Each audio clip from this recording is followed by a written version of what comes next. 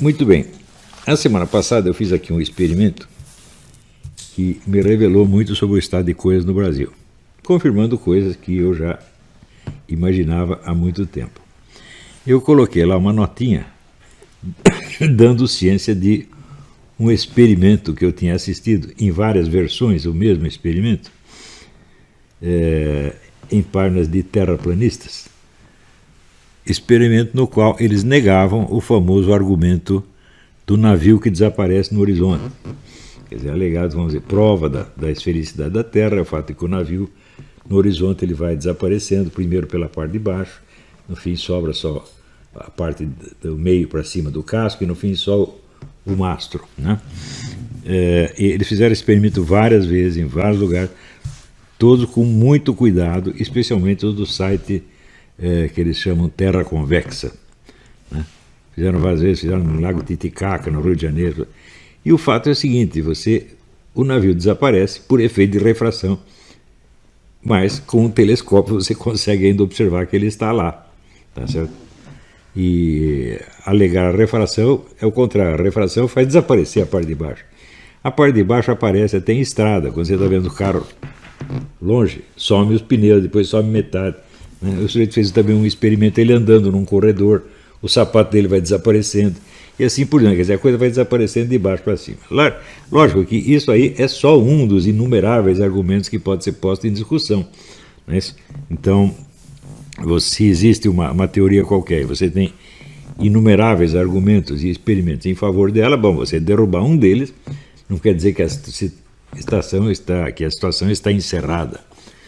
E eu coloquei só isso, digo, olha, eu não entendo desse negócio de terra plana, não estudei isso, mas eu vi esse aqui e achei interessante e não achei nenhuma refutação efetiva. Tinha algumas tentativas de refutação, mas todas elas voltavam a usar o mesmo argumento que estava sendo ali discutido. Isso aí não vale, isso aí chama-se, em lógica, chama-se petição de princípio. Quer dizer, você toma como premissa aquilo mesmo que você está querendo demonstrar. É um erro lógico banal. Muita gente mandou, por exemplo, outros então... Bom, vários usavam argumentos clássicos também. Mas esses argumentos não estavam em discussão. Estava em discussão somente este problema do navio no horizonte. Eu falei, bom, vamos ver como é que o pessoal vai reagir a isso. Imediatamente surge uma discussão feroz, pró e contra terra plana. Eu digo, mas eu não falei nada de terra plana, pô. Eu só falei de um experimento, né? Esse experimento, somado a outros, e a uma infinidade de argumentos, pode levar, vamos dizer, a um argumento em favor da terra plana, tá certo? Mas ele, por si mesmo, ainda não colocou, vamos dizer, a planicidade da Terra em discussão. Então, eu vi o seguinte, no Brasil as pessoas não leem o que está escrito. Isso já dizia o Cláudio Moura Castro, que tinha excelente coluna sobre educação na Veja, e o brasileiro não lê o que está escrito, ele lê aquilo que ele imagina que, no fundo, o autor quis dizer. E aparecia vários caras lá assim dizendo, não, confessa logo que você é terraplanista. Eu disse, mas como que eu vou confessar? Eu não sei se eu sou terraplanista, eu não sei nada a respeito desse assunto. Eu sou total ignorante nisso aqui, eu apenas vi uns vídeos e achei que esses vídeos, no tocante a este ponto do navio que desaparece no horizonte, estava certo e ninguém tinha refutado, né? Daí aparece um sujeito, dessa vez um terraplanista, dizendo, Olavo diz que a terra plana não pode ser refutada, é irrefutável. Eu falei, não falei nada disso, nem falei terra plana, muito bem que sou irrefutável. Eu falei, quem sou eu para entrar nesse assunto? Eu digo, se vocês querem discutir negócio de terra plana, vocês têm que discutir com os caras que se dedicam a isso, ou a favor ou contra. Dos que estão a favor, tinha lá o J. Martins e o Afonso de Vasconcelos Lopes. Esses entendem mesmo do assunto. E olha, discutir com eles não é fácil. Por isso mesmo, eu não me meto a discutir. Eu só fiquei neste ponto do filminho. O filminho é muito claro ali. Então, daí eu me lembrei o seguinte, eu me lembrei que na Idade Média havia concepções da Terra que misturavam o negócio da Terra esférica e Terra plana. Dizia, não, a Terra é grosseiramente esférica, mas tem pedaços planos. E isso aí desapareceu por volta de 1600 e foi substituído pela ideia da esfera completa, não é isso? Que é justamente o que está em discussão agora. Daí aparece os caras e falam, não, você é uma besta quadrada, porque Eratóstenes já demonstrou isso aí, não sei quando. Eu falei, Mas, pô, você não sabe nem o nome do cara, você está misturando Eratóstenes com Aristóteles, pô, né? E dá palpite. Daí aparece aquela besta do Felipe Feto, né? Dizendo, olha aqui a refutação, seu asno. E põe aquela foto da NASA, né? Que é chamado Mármore Azul, né? Essa foto é totalmente fake. A NASA confessou que é fake, ela montou aquilo com pedacinhos de outras fotos. Aquilo não é uma foto da Terra. Ademais, a NASA, a credibilidade da NASA é mínima.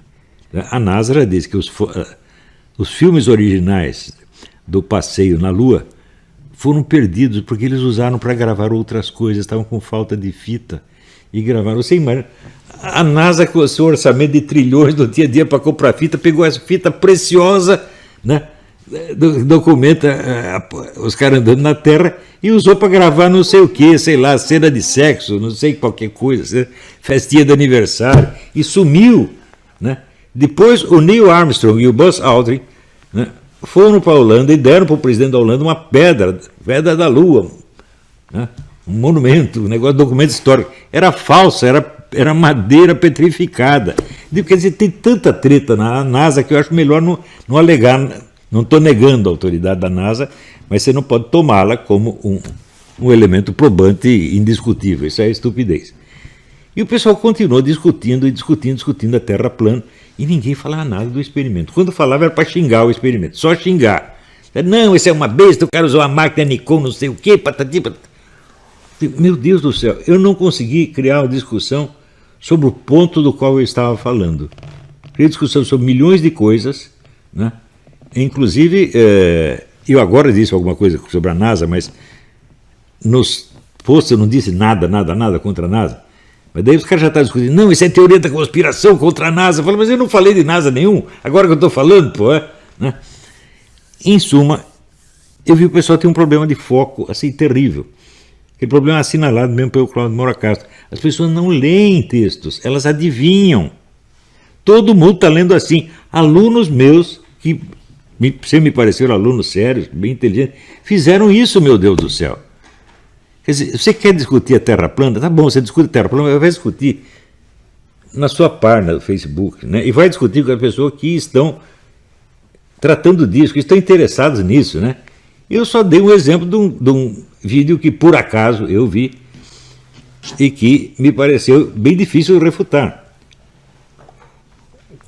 Na verdade, eu não sei se é possível refutar esse experimento, porque a única maneira de refutá-lo seria fazer um experimento oposto. Mas como fazer? Materialmente, como você vai fazer? Depois que você já botou o negócio no telescópio, o navio já apareceu inteiro quando ele deveria ter aparecido, como é que você vai fazer? Vai fazer o navio desaparecer? Eu não sei como refutar isso aí. Eu acho que este argumento dos terraplanistas, este especial, é irrefutável. Agora, a teoria da Terra plana é um negócio enormemente complicado.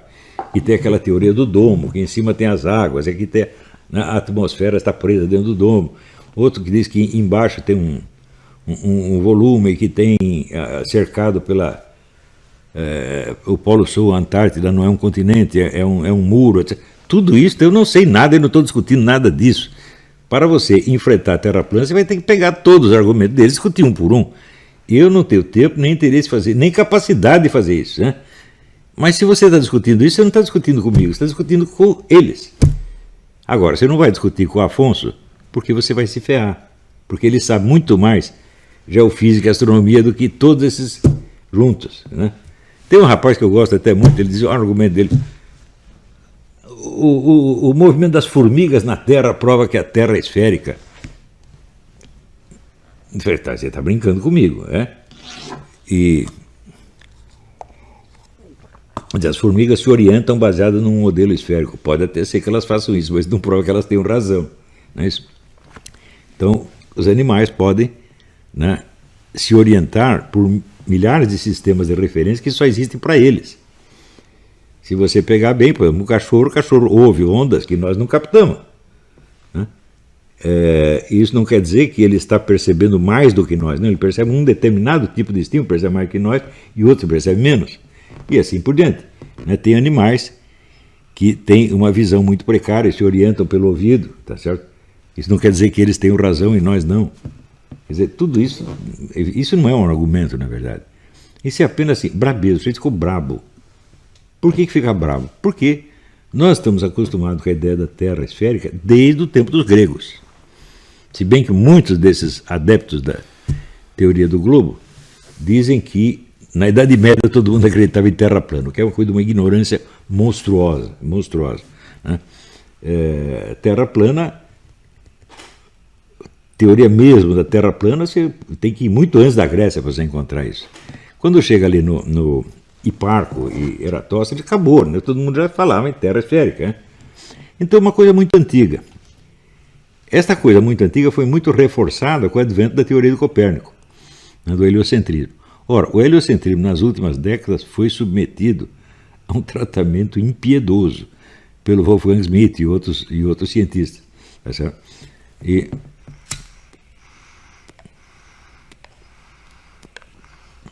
Então, evidentemente, se você adere à ideia da Terra plana, você vai também ficar contra o heliocentrismo, porque essa Terra plana só é concebível como estática. Então você tem uma Terra plana estática e tudo está girando em volta.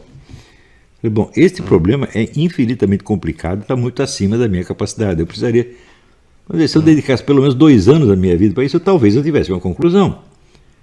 Mas é o tal negócio, as pessoas não estão discutindo o que eu disse, elas estão discutindo, vamos dizer, as imagens que por associação de ideias elas ligaram com aquilo. Mas isso não é leitura, isso é analfabetismo funcional gravíssimo. Quer dizer, você não tem a apreensão do sentido específico do que está escrito. Você só pega coisas parecidas, análogas, às vezes longínquamente análogas. Ora, eu vejo que no Brasil, tudo que se escreve a meu respeito, na mídia, é tudo assim. A gente não vê o que eu disse e o que eu fiz. Ele associa com alguma coisa. E essa coisa para ele é a realidade. Loucura, loucura mesmo. Baseada assim, em pessoas que não lê o que está escrito. Lê aquilo que se passa na imaginação dela. Né? Quando ela lê aquelas coisas, passa uma série de imagens e ela acredita nessa imagem. E agora, com o negócio da Terra plana, não falei nada de Terra plana. A expressão Terra plana nem apareceu. Eu disse, olha, eu vi esse experimento que mostra as águas planas, a planicidade da superfície da água. E pronto, virei não apenas um terraplanista, mas virei o chefe da escola terraplanista no Brasil. E está um monte de gente escrevendo sobre isso na mídia. Mas que são loucos mesmo, né? Agora, os meus livros esses caras não leem, nem têm capacidade. Né? Daí,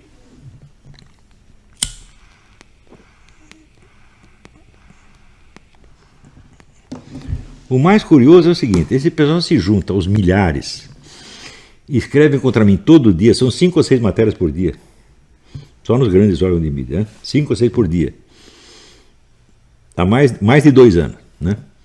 Sem contar o que começou antes, que começou no tempo do Orkut, né? Tinha um site que tinha, no mínimo, 10 mil mensagens lá. Faz tudo isso e depois ainda aparece um cara que me chama de covarde. Eu digo que se juntem 10 mil pessoas para bater em um, ele que é o covarde. Quer dizer, por que ele diz isto? Qual o sinal de covardia? Ele não pegou nenhum.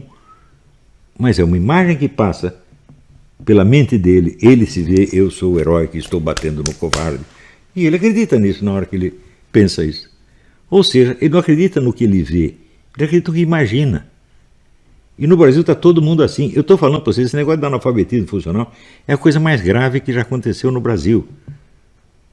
E vocês não pensem que por vocês serem adultos, né, já formados, etc., vocês estão imunes a essa influência. Não estão. O analfabetismo funcional pega, porque você lê coisas escritas por essas pessoas. Uma coisinha dessa que você acredite, você já começa a baixar o seu QI, a sua capacidade de leitura. Eu vejo por essas mensagens que me mandaram o negócio da Terra plana. Eu não recebi uma que discutisse seriamente o experimento. Nenhuma. Era só pró e contra Terra plana. Eu digo, olha, eu partindo desse experimento até eu chegar na discussão da Terra plana vai uns 2 anos. Por quê? Eu não imagino que você aceitar verdades científicas estabelecidas por consenso como uma coisa que não pode ser discutida seja uma atitude cientificamente respeitável, não é? Tudo pode ser discutido. Tudo, tudo, tudo, tudo, tudo. Não é isso? Não importa que seja um consenso científico. Aliás, consenso científico é a maior fonte de erros do mundo. Eu me lembro, por exemplo, nos anos 80, havia a tese defendida pelo Clube de Roma de que em 20 anos todas as estradas do mundo estariam congestionadas e teriam que eliminar os carros. Isso defendido por 40 cientistas de primeiro plano. Daí veio a tese do congelamento geral. Ia congelar tudo. Logo trocada pelo aquecimento global. Eu já vi tese de que o colesterol mata. Depois passaram 20 anos, não, o colesterol faz bem, não pode ficar sem. Consenso científico, bicho, é assim, é uma coisa mais instável, né, do que coração de mulher, você está entendendo? Ele muda toda semana. Inclusive, vamos supor,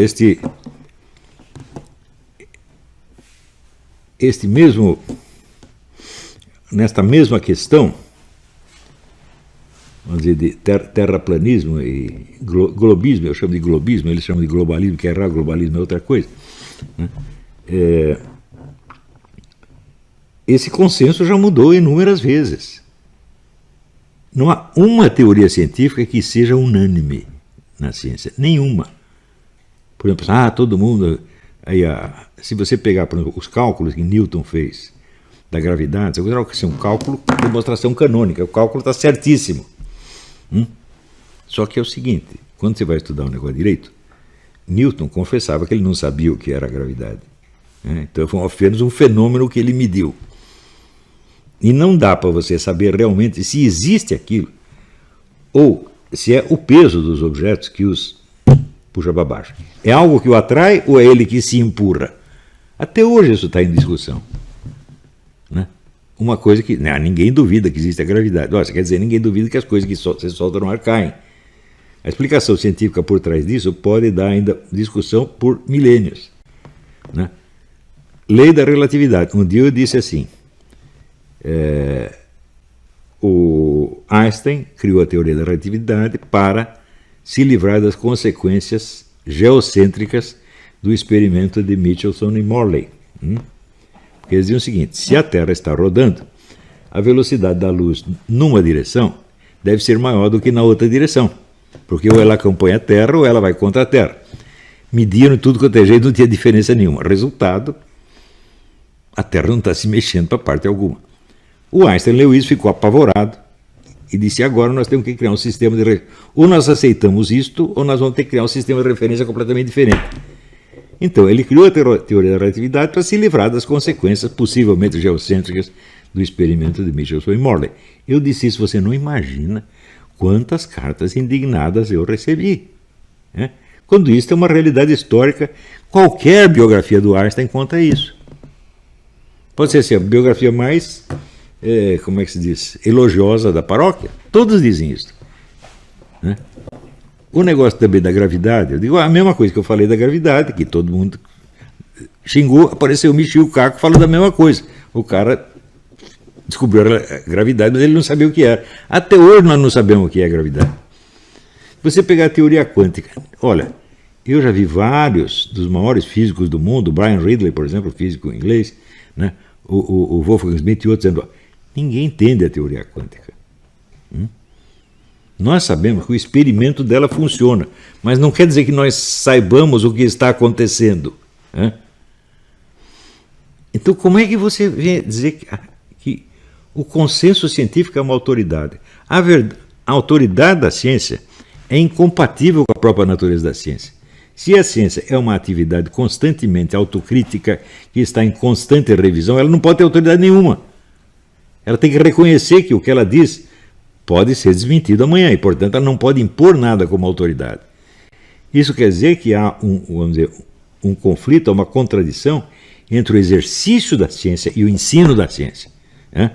Eu comecei a me interessar por isto no tempo que eu trabalhava em revistas de educação, aquelas malditas revistas da Fundação Vitor Chivita, que era a Nova Escola e a Sala de Aula. Eu falo, olha, esse pessoal tenta manter o ensino fazer com que o ensino acompanhe o estado das pesquisas. Eu digo, isso é absolutamente impossível. Porque o garoto que está na segunda série do ginásio, hoje seria o quê? Sexta série, sétima série, né? Ele não tem condição de acompanhar a pesquisa de ponta. Porque ele não tem nem sequer a matemática suficiente para isto. Como é que eu sei disso? Ora, eu li naquele livro, O Sonho de Descartes, que, em geral, os chefes de departamento nas faculdades de matemática não entendem as propostas de pesquisa dos seus próprios subordinados. Então eles aprovam ou desaprovam assim, no escuro. Às vezes, para ele entender aquela proposta, ele precisaria estudar meses, né? Então isso quer dizer, por um lado, que a matemática já está 200 anos avançada em relação à física que a utiliza. Essa é a primeira coisa. Em segundo lugar, a própria física, a própria matemática que é utilizada nas ciências ultrapassa a capacidade de um aluno de ginásio. Senão não haveria faculdade de matemática, meu Deus do céu. Então, se você não é capaz de acompanhar a matemática que é usada numa determinada pesquisa, você não vai entender aquela pesquisa direito. Eu sei, porque durante anos eu tinha esse problema, eu sou péssimo de matemática. Para compensar, eu tenho um irmão que é um gênio matemático, né? Deus escreve direito por linhas tortas. Então, tudo que eu não entendia, eu pedia para ele me explicava, né? Mas nem todo mundo tem um irmão desse em casa, né? Então, tem gente que está aí usando como argumento a autoridade do consenso científico, sem poder ter sequer o domínio matemático do assunto que ele está discutindo. Então, o que custa confessar? Eu não tenho conhecimento, não tenho treino matemático para entender isso aqui. Então, eu confio mais ou menos no que me dizem, mas não quer dizer que isso seja uma autoridade. Isso é apenas uma sugestão. Ora, eu estou aqui ensinando faz anos, tentando desenvolver nas pessoas este senso, vamos dizer, da humildade investigativa. E não consigo. As pessoas aceitam isso enquanto eu estou investigando coisas que para elas não são importantes ou não são valiosas, mas se você toca num ponto, né, você toca... Vamos dizer, por que você não pode colocar em dúvida? Por que eu, como católico, não posso colocar em dúvida os dogmas da minha religião? Eu tenho que fazer isso. Por quê? Se você não duvida de uma tese, você não a entende. A mente humana só funciona por dialética, por oposição, né?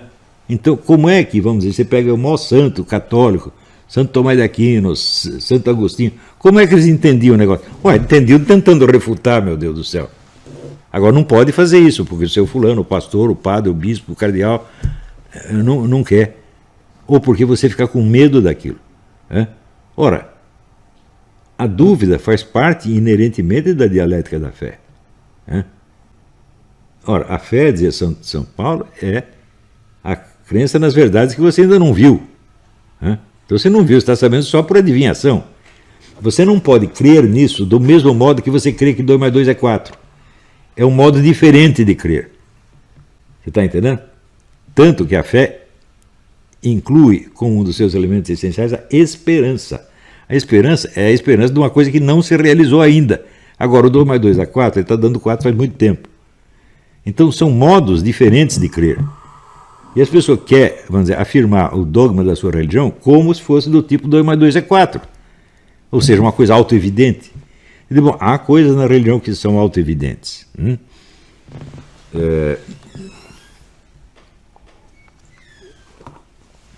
Por exemplo, que Deus é infinito e onipotente. Claro, se ele não for infinito, é onipotente, não é Deus, faz só parte da própria definição. Mas tem coisas que não são autoevidentes. As promessas de Jesus não são autoevidentes. Você acredita nelas por causa da confiabilidade de quem fez a promessa. Agora, a verdade de uma promessa é diferente da verdade de uma afirmação ontológica, né? O que Jesus disse, eu vou fazer tal coisa assim, assim, você crê porque foi ele que disse, e não porque você está vendo. Você não está vendo. Se você estivesse vendo, a coisa já estaria feita e não seria uma proposta.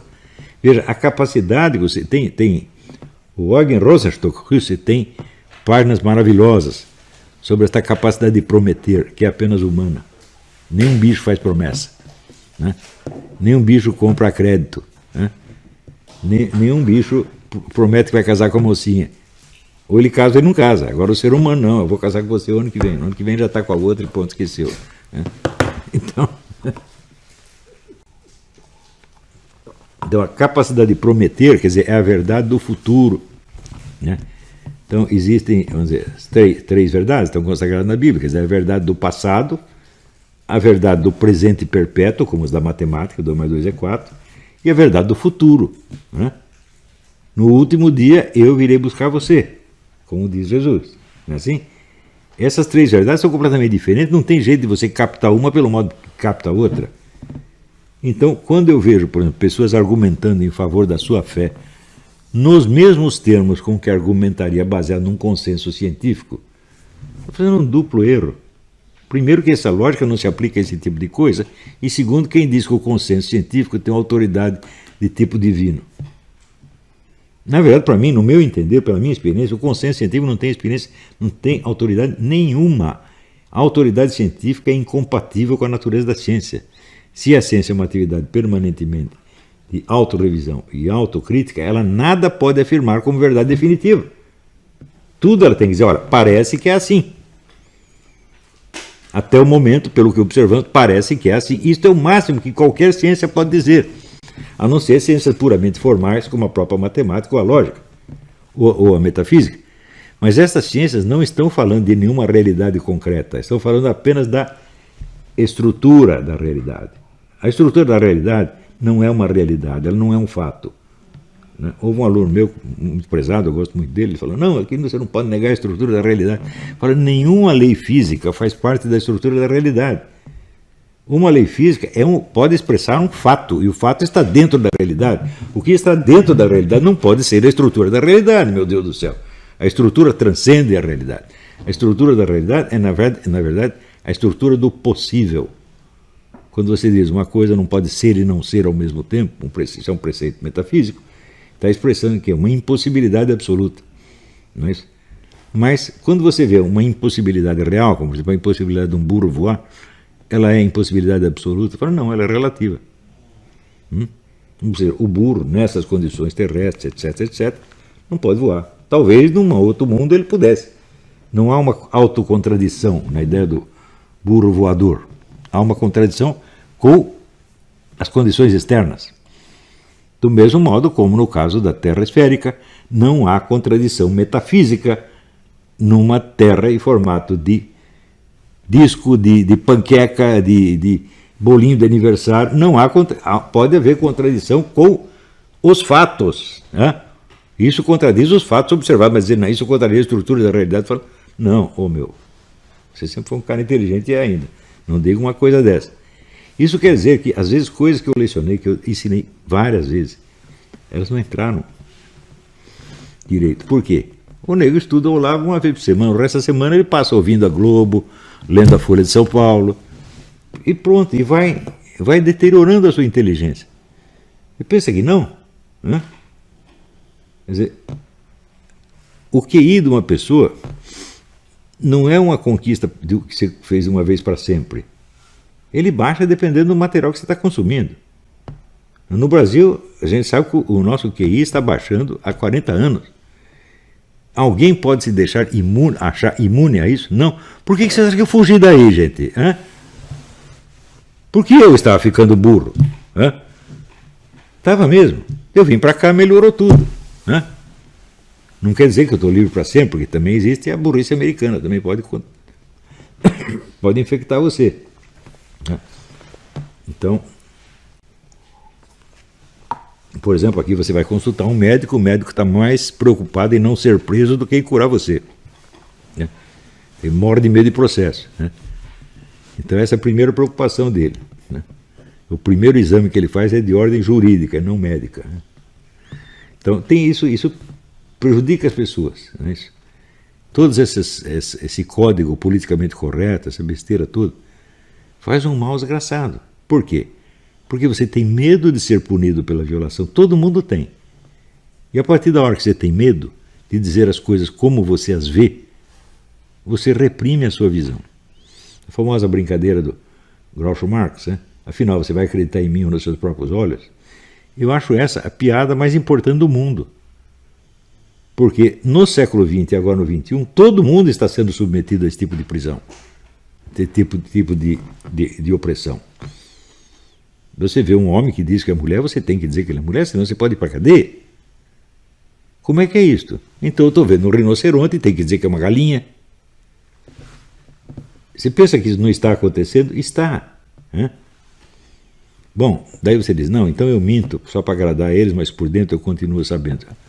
Quanto tempo você aguenta manter convicções que você não pode sequer declarar, que não pode ter uma fórmula verbal? Né? Eu vejo que ideias que eu tenho e que eu não escrevi, eu perdi. Se eu tivesse escrito todas as ideias que eu tive, eu seria prêmio Nobel de Literatura, mas não sou ainda porque não escrevi. Tem muitos livros geniais do Olavo de Carvalho que só existiram aqui, não existem mais. E você acha que você consegue manter essas crenças profundas, né? Sem poder escrever, sem poder falar, sem poder discutir com ninguém? Não, elas mudam.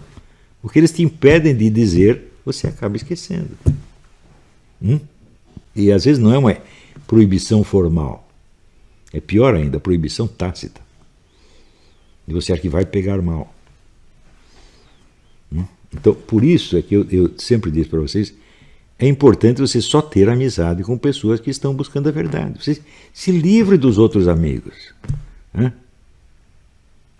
Uma vez um aluno meu que eu gostava muito disse, se eu continuar estudando aqui, daí minha namorada não vai me chamar de meu fofinho. Eu disse, manda essa prostituta embora, rapaz, arruma outra melhor. Quer dizer, você para conservar amizades que não prestam, você sacrifica coisas preciosas de você. Daí quero ver no juízo final você pedir ajuda para esses caras. Vai pedir para sua fofinha. Também, há coisas que acontecem que cada vez me espantam mais, e o que mais me espanta é ver que as pessoas não se espantam com aquilo. Por exemplo, quando o número de homicídios anual no Brasil chegou a 70 mil, que dá 3 guerras do Iraque em tempo de paz, e o pessoal está discutindo corrupção, o nosso dinheiro, roubaram o nosso dinheiro. Fala, que se dando o dinheiro, pô? O dinheiro vale tanto mais que a vida humana assim?